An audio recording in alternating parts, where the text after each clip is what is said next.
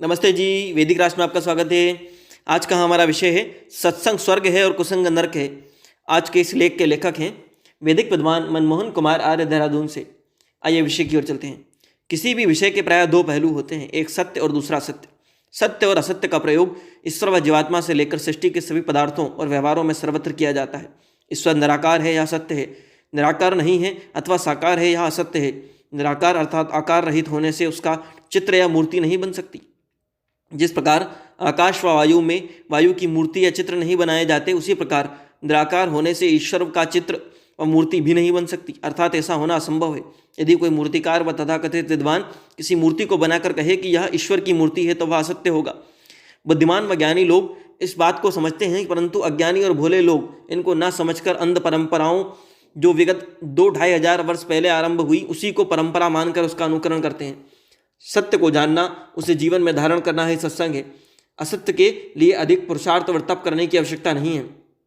असत्य ज्ञान की वह अवस्था होती है जिसके लिए मनुष्य को कुछ करना नहीं होता।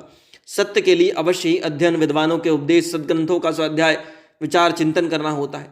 किसी को गुरु बनाने समय यह देखना होता है कि वह वस्तुतः सच्चा ज्ञानी, निर्लोभी, सदाचारी है अथवा नहीं। आजकल अज्ञानी, छल कपट से युक्त स्वार्थी व्यक्ति भी स्वयं को गुरु बनाए हुए हैं। अपने छल कपट से अपने अनुयायियों के जीवन का शोषण कर खिलवाड़ करते हैं। अतः किसी एक व्यक्ति को गुरु कभी नहीं बनाना चाहिए, परंतु गुरु बदलते रहें। जहाँ जिससे जितना ज्ञान मिले उसे प्राप्त करते रहना चाहिए, यही उचित प्रतीत होता है।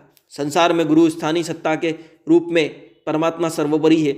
उसके बाद स्वाध्याय के लिए परम प्रमाणित वेद सहित महर्षि दयानंद व आर्य विद्वानों द्वारा रचे वेदभाष्य, प्रकाश आदि ग्रंथ हैं। इनके द्वारा कोई भी साधारण अक्षर ज्ञानी व भाषा ज्ञानी व्यक्ति ईश्वर, जीवात्मा, संसार के विषय में सत्य ज्ञान से परिचित हो सकता है। आर्य समाज में आचार्य भद्रसेन जी के नाम से एक सच्चे ब्राह्मण पंडित और विद्वान हुए।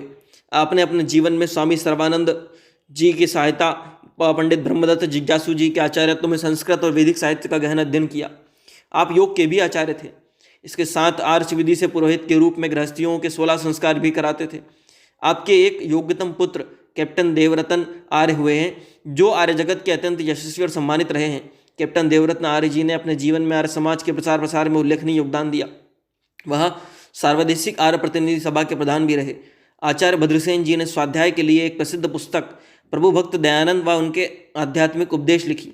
इसका एक अध्याय सत्संग और कुसंग पर है। इसी के आधार पर हम सत्संग व कुसंग विषय कुछ प्रसंग व उपदेश पाठकों के लाभार्थ प्रस्तुत कर रहे हैं। योग एवं स्वाध्याय नाम से योग पर भी आचार्य भद्रसेन जी का एक बहुत महत्वपूर्ण ग्रंथ है। कुछ अन्य ग्रंथ भी रचे और प्रकाशित कराए हैं। आचार्य भद्रसेन जी लिखते हैं कि गृहस्थियों को चाहिए कि वह सत्कारपूर्वक दूरस्थ उत्तम विद्वान अतिथि महानुभावों को सुविधाजनक वाहन, रथ आदि सवारियों पर बैठाकर उपदेश के लिए अपने निवासों पर लावे और अन्न आदि व स्वादिष्ट भोजन आदि से उनका स्वागत सत्कार करें। आधार ऋग्वेद भाष्य 5.1.1। बादल स्वयं छिन्न भिन्न होकर भी दूसरों का सदा उपकार ही करता है, ठीक उसी प्रकार सच्चे विद्वान दूसरों का अपकार करने से छिन्न भिन्न होकर भी सदा उनका उपकार ही करते हैं। दूसरा अगर उनका अपकार कर दे तो भी वो उनका उपकार ही करते हैं। जो लोग उस परमात्मा और आप्त विद्वान जनों को छोड़कर दुष्ट मनुष्यों का संग करते हैं, वे हमेशा दुखी ही रहते हैं। आधार ऋग्वेद भाष्य 6:29-8। जो जन अपवित्र आहार विहार करने वाले, विषय लंपट, दूसरों की चुगली करने वाले और असत्य पुरुषों का संग करने वाले, उनकी कभी भी विद्या प्राप्त उनको नहीं होती। जो पवित्र आहार विहार करने वाले, जितेंद्रिय, यथार्थ वक्ता, सदपुरुषों का संग करने वाले, पुरुषार्थ परायण हैं, उनकी सब प्रकार की विद्या प्राप्ति होती है, ऐसा अवश्य ही निश्चय जाने। आधार ऋग्वेद भाष्य 6:28-41। कभी नास्तिक, लंपट, विश्वासघाती, मिथ्यावादी, स्वार्थी, कपटी, छली आदि दुष्ट मनुष्यों का संग ना करें। जो सत्यवादी, परोपकार प्रिय, आप्तजन हैं, उनका सदा संग करें। सत्यार्थ प्रकाश समुल्लास 10। परमेश्वर और परमेश्वर के तुल्य धार्मिक विद्वानों के बिना संसार में कोई सब पदार्थों और सब प्रकार के सुखों का देने वाला कोई नहीं है। आधार ऋग्वेद भाष्य 5:20-2। गृहस्थ, स्त्री पुरुष, कार्यकर्ता, सत्कर्मी, लोकप्रिय, परोपकारी, सज्जन, विद्वान, त्यागी, पक्षपात रहित, सन्यासी जो सदा विद्या की प्राप्ति और विद्या की बुद्धि वृद्धि और सबके कल्याणार्थ वर्तने वाले हों, उनका नमस्कार, आसन, अन्न, जल, वस्त्र, पात्र, धन आदि के दान से उत्तम प्रकार से यथा संभव यथा सामर्थ्य अवश्य सत्कार करें। सत्यार्थ प्रकाश विद्वानों के संग और सेवा से क्या क्या प्राप्त होता है, इसका उल्लेख महर्षि दयानंद ने ऋग्वेद भाष्य के 6.2.2 मंत्र में किया है। वह लिखते हैं कि जो मनुष्य विद्वानों की सेवा से शुभ गुण कर्म स्वभावों को प्राप्त हैं, वे वृद्धजनों को अपनी सेवा के द्वारा सुख पहुंचाने वाले, दीर्घायु सुंदर गृहस्थ वाले बनकर शरीर और आत्मा से सदा बलवान पुष्ट हो जाते हैं। ये मनुष्य विद्वत सेवया शुभ गुण कर्म स्वभावान प्राप्तवन्ति ते वृद्धा रक्षा चिरंजीविनः सुंदर गृहस्वाश्च भूत्वा शरीरताभ्याम पुष्टा जायन्ते। ऋग्वेद मंत्र 7.15.2 के भाष्य में कहा गया है कि सन्यासी महात्मा हमेशा सर्वत्र भ्रमण करता रहे और गृहस्थ इन्हें अपने घर पर बुलाकर इनका सदैव सत्कार करे, इनके सदुपदेशों को ग्रहण करे। सत्यप्रिय मनुष्यों को सदैव वेदों के विद्वान का सत्कार करना चाहिए, जो सत्य विद्या धर्म के प्रकाश करने वाले, सकल वेदों के ज्ञाता, विद्वान, अध्यापक, उपदेशक, जगत के मनुष्य आदि को अपने सदुपदेशों के द्वारा सब प्रकार से उन्नत करते हैं। वे ही सब प्रकार से सबके द्वारा सत्कार करने के योग्य हैं। यजुर्वेद मंत्र 3.42 में विद्वानों के प्रति और उनका संग करने की शिक्षा देते हुए कहा गया है कि गृहस्थों को सब धार्मिक अतिथि की सेवा व लोगों को गृहस्थों के साथ अत्यंत प्रीतिकर करना चाहिए, किंतु दुष्टों के साथ कदापि नहीं। अतिथि विद्वानों के संग से परस्पर वार्तालाप कर विद्या की उन्नति करनी चाहिए। जो परोपकार करने वाले विद्वान अतिथि लोग हैं, उनकी सेवा गृहस्थों को निरंतर करनी चाहिए। इन पंक्तियों को लिखते हुए हमें एक प्रेरणादायक घटना स्मरण हो आई। आर्य समाज के एक प्रसिद्ध सन्यासी, महात्मा व अनेक गुरुकुलों के संचालक पिछले दिनों देहरादून आए हुए थे। उन्हें पता चला कि एक आर्य विद्वान की पत्नी, धर्मपत्नी, किसी अस्पताल में उपचारार्थ भर्ती है।